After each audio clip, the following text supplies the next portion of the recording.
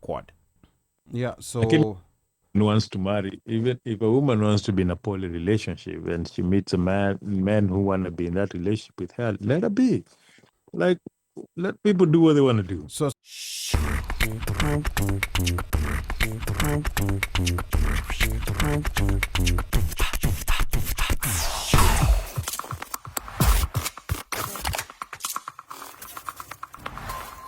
5 men to 1 woman.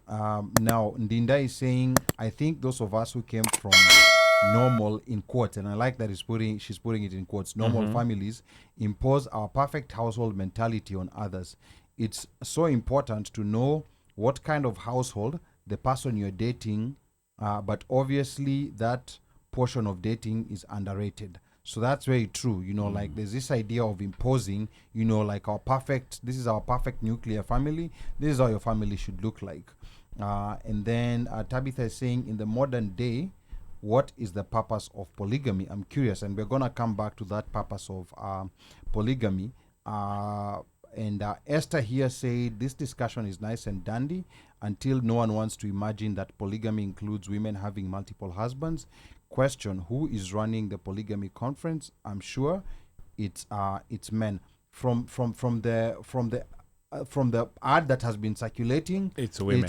I bet she hasn't seen that. Yeah, It's probably she hasn't women. seen She the ad. hasn't. I can Someone, bet if you have the Esther video, hasn't send seen it to the ad. Esther so that she can see it. She can look it up. She can look it's it up. women. Now, here's the other interesting question I have for the women on set, and I always ask this question. I never get a clean-cut answer because with this topic, sometimes I feel like there's like a lot of reaction to what the guys say, and we don't get to hear 95%. we don't get to hear what the woman wants. I've always asked this question.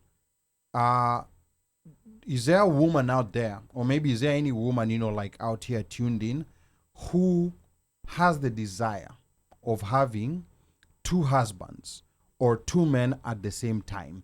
Please type yes if you're a woman who desires having 2 husbands or 2 men at the same time.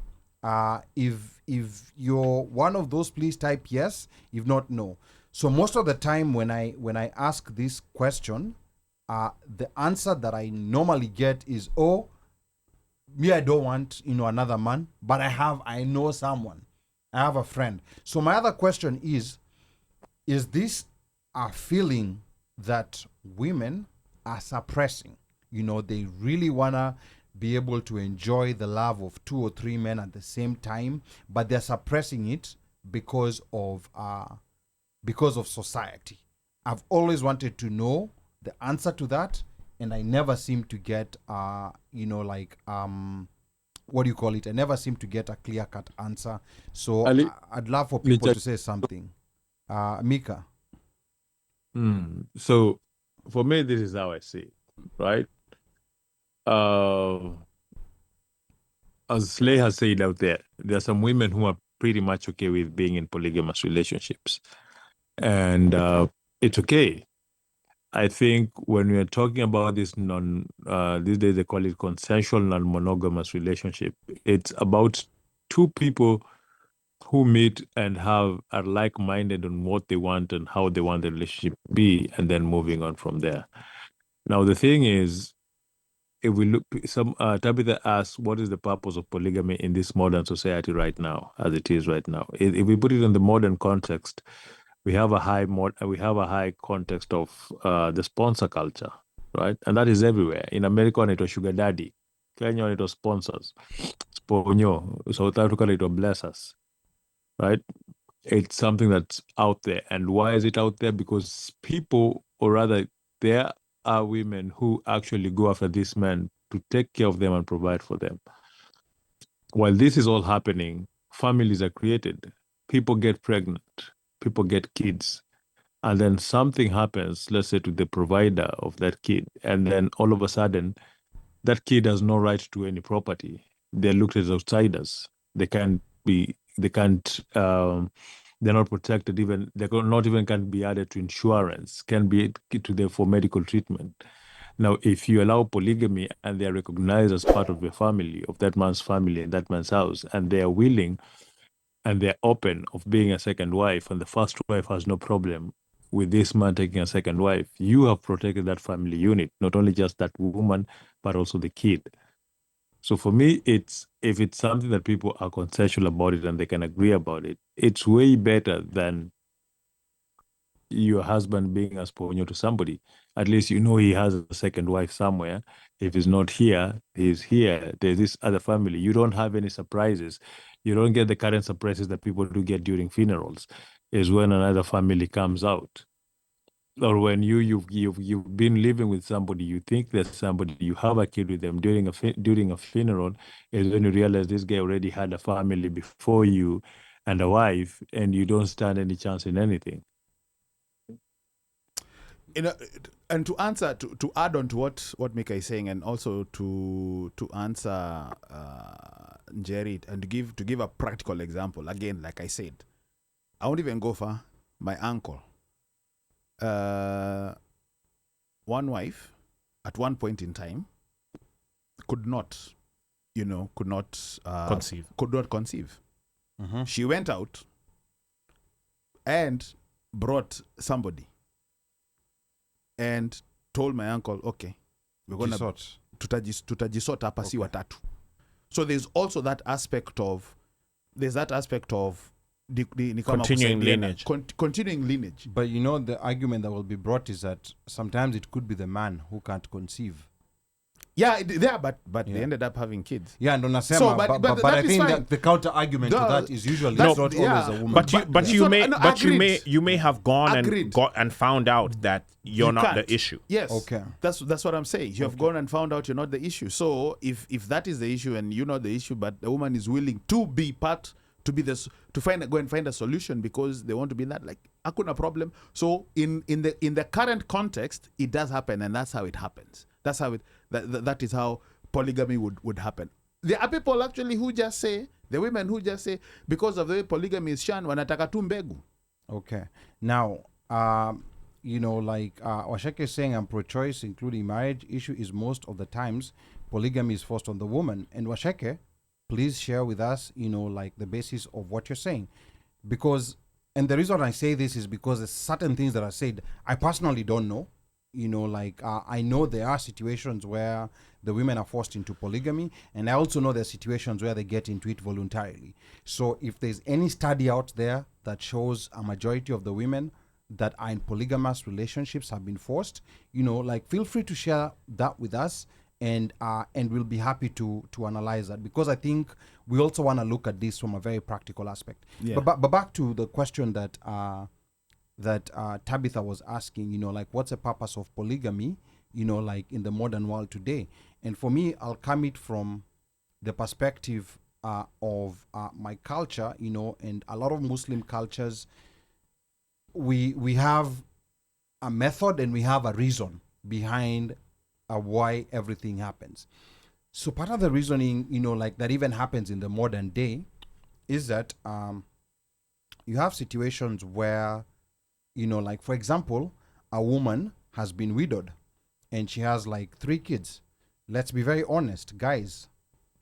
If you're a single guy, and maybe she was widowed very young, maybe she was widowed at age 32, you have 3 kids. Most likely, yes, there are exceptions of a guy who will agree to take that burden, but for the most part, a single guy who has no kids, has never married, is not taking a chance with that. Yes. Most likely. And here we are just talking as guys. It's true. Yeah, it's very unlikely. And even you as a mother, if you have a son, you will very likely not want your son to go into a situation where he's marrying, a widow. It's his first time to marry. And he's marrying a widow who has 3 children. So let's also be fair. So now, the idea behind polygamy was to protect, such women, because she's young. She still needs, that male companionship. Maybe she still wants to have other children. So that's one reason. There's women who've been widowed, and then you also have the age factor. Sometimes someone could be of a certain age where maybe she can no longer, like have children, which is just sometimes a biological reality, that women face at some point. So there's all different kinds of situations that sometimes women are involved in. Because as a guy, if you lose your wife, even at age 60, you will still very easily go and find another woman. Yes. But for the woman, it's not exactly that easy. Yes. And that's where, like I say, there should never be any compulsion. No one should ever be forced to go into a polygamous marriage. And if there's any culture that does that, I think, like I would agree with Washeke that is wrong. That should not happen. But at the same time, that's culture, people who voluntarily go into polygamous setups should be respected, because there's a way in which this modern society looks down upon that. 100%. Yet you don't know what situation exactly they were in for them to want to go into that situation. Now, one quick thing also, when we look at I don't know what the Bible, says about polygamy, but I can tell you what the Quran says about polygamy, and I'll tell you why. And I can already see, some people disagreeing. So the limit was set to 4. What people need also to understand is monogamy is a very recent concept in most societies in the world. At some point, it was imposed on a lot of other communities through colonization and so it's a very recent, like when you look in Africa, you're still talking about your uncle. We are still talking about our grandparents. My grandfather had 4 wives. Yeah. So it's a very recent concept. So when we go back to when some of these rules were coming in, that was a time when people were easily having 10, 12 wives. So that issue of 4 wives at the time it was coming was actually very progressive, because we're actually limiting. We don't want these stories of you having, 7, 8, 9 wives and a couple of concubines. So it was at that time it was very progressive, and there's a lot of conditions that come. Like if you're doing it from the Islamic perspective, there's a lot of conditions that come with having a second wife, because at the end of the day, you are still the breadwinner for both families. It doesn't matter if the wives are working, so you have to take care of them, not only financially, but also emotionally and spiritually, and in all other ways that someone is taken care of, and in a fair way. In a fair way where you're not favoring one more than the other. So it's not necessarily one of the easiest things to do. So I guess maybe that does partially answer, Tabitha, why polygamy is allowed in, or even in this modern world, why polygamy may come into being. Now, in Christianity or the Bible, I don't know, maybe you want to chime in, but when it comes to Christianity and the Bible, back in the day, in the Old Testament, polygamy was sasa. King Solomon, one of the wisest, had how many wives and how many concubines? It was pretty much allowed. Like, kusaidiana, ideally, you're single, kuja hapa, pewa ule. That used to happen a lot. But, when Jesus came and when he said, it is done, that shuka was cut, split in 2. Then he said, ideally what was said was that out with the old, in with the new. Now, that one is up to interpretation, and would be glad to have a theologian address that. But I just find that sometimes when it comes to the Bible that certain aspects of the Bible,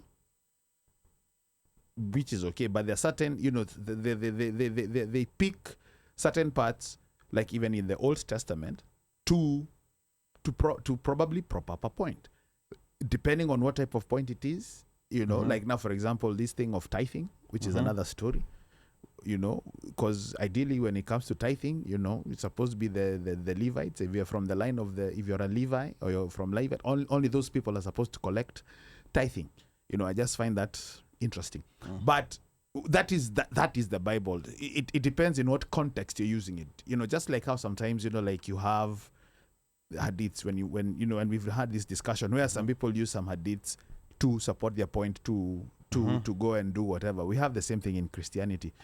But at some point, it's a discussion that needs to be had, because with Washeke saying that there's a 5-to-1 ratio of women of is it men to women, right? So 5 men for 1 woman. Washeke, then I guess that goes to your question. Then why, if that is the case, why doesn't woman marry 2-3 men? I thought it's the other way around. 5 women to 1. It was Sheke who was answering. Because there's more. No, I don't think that's that. I think she was joking. I know she was joking.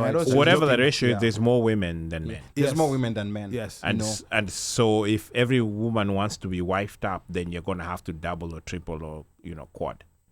Yeah, so wants to marry, even if a woman wants to be in a poly relationship and she meets a man who want to be in that relationship with her, let her be.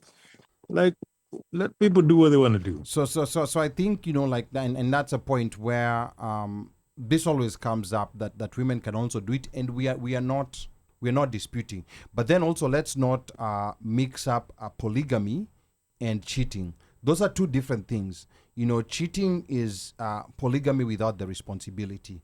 So in as much as, there are so many people who are, against the idea of polygamy, they're in a polygamous relationship, but they're in a polygamous relationship without the responsibility of their husband actually taking care of that other woman, because that happens, quite frequently. And yes, we know that women cheat, because I think that one is 100%. That's what comes out. And yes, we know that they can cheat. See the amount of DNA tests that you have to do that you do when you go to family court. The question I've always wondered, because there's a lot of guys out there who'll admit to you, yes, they want to be with more than one woman at the same time. Yes. So to me, I'm also looking, because whenever these arguments come up, I always hear that women can do it too. So are they doing it out of reaction to what men are doing, or are they doing it out of a desire? I actually, like my whole life, I'm suppressing myself with one husband, but my desire is to have like 3 or to have like 4, don't tell me, my friend, I want to know, like, is this in the group chats? Because with men, I'll tell you it's a majority of them. It's an overwhelming majority of the men, and don't let nobody lie to you. It's a majority of the men out there who, have that desire to be with more than one woman. But what answer I'm looking for is this also the same thing with women? Is it a majority of the women who have this desire of being with more than one man, but it's just society holding them back and suppressing them back? That's what I'm trying to find out. I never seem to get a clear-cut answer on this. Before we wrap up, yes, Tabitha has made a comment here, and maybe we'll finalize up on this. Maybe you want to read the comment, or should I read it? Then you answer. Go ahead and read it. So she says here, I say this with a lot of love. Women have been asked far too long to suppress their feelings of anger, and been taught to accept it and to dismiss their feelings as being trivial. Because in many cases, when there is polygamy, you find the woman is upset. Like the story Omosh gave us, we don't have to go far for such examples. Ali asked Washeke to provide a study that women in polygamous marriages are unhappy. Can we please ask Ali to give us a study that shows that women in polygamy are happy? Okay. We are all talking anecdotally. Okay. So, let me ask a question. Let's talk about monogamous marriages, because people have experience with monogamous marriages. Are people in monogamous marriages happy? We do have some stats regarding monogamous marriages because there's no polygamy here in the US. So we do have stats. 56% end up in divorce. 56% end up in divorce. And by the way, in America, that 56% are those ones who've gone to a court and have said we can no longer do this. So that means the remaining 44%. There are some who are still unhappy.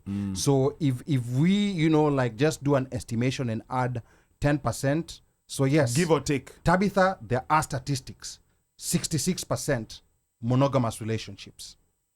Aaron, and that's beyond unhappy, because when you're going to the point of filing for a divorce is not a celebration. So yes, there are statistics and they're out there. They're available to see. So there are statistics. These are monogamous marriages. And I have something to say about happiness, which may not make some people happy. Are you happy not being happy? Are you happy not being happy about happiness? I honestly think it's in this world we live today, we live in such a way where we want to be excited and stimulated most of the time. I'm not out here to give any marriage advice. I'd be the very wrong person to do that. But I'll tell you one thing that that I've gotten advice a lot from different people who have so much experience with marriages, successful, failed marriages. They were like, one of the wrong metric to look at is people look at this thing called happiness. You should think of your marriage as just the way sometimes you think of your family. Like in your family relationship, are you always happy? Like when you're with your siblings, when just generally you're with your family, are you always happy? So I think this thing called happiness is what sometimes brings impatience and brings problems, because you're seeing monogamous marriages fail at a rate of 56%. I'm not saying polygamous marriages are not failing. I'm totally not saying that, but I'm saying the reason for failure is if we want to go happiness, why are monogamous marriages failing at 56%, and it's actually maybe 66 or 70%? They're just those other ones who haven't hawajajitokelezea. So maybe Tabitha, maybe you can talk to us and tell us about that, because this thing called happiness. Are you happy? Uno Mike, are you happy? Omosh, are you happy? Me, I'm always happy. And the reason I'm saying this is I think a lot of young people are getting into marriages nowadays. Those old systems that we had of mentorship and advice, when those systems are broken down. So now, what tends to happen sometimes with younger couples is you go see a YouTube video that says 10 reasons that he's no longer your soulmate. Podcast. Okay, Mungumika. And to me, I think these are topics that I think we need. I mean, it's unfortunate that we don't have, like a female on panel today. I would have liked for the panel to be balanced, because I think. Or dare you not get down on one knee? Like and wachana na hiyo hapo. That's a whole different. De Beers. Oh, sorry. Oh, the diamond. No, A girl's best friend. No, Oh, boss. sorry. Let's not go there. Oh, we don't go there. Yani hata umeenda ukatoa De Beers 1930. No, you guys, this is a very serious topic. I don't know why you guys are making fun, but to me, that metric of happiness, this idea that people in polygamous relationships are inherently not happy. Where did it come from, and how much better is it than what we have in monogamous marriages? Because I think these are some of those things that are said so many times, but like I've never seen anything to back it up.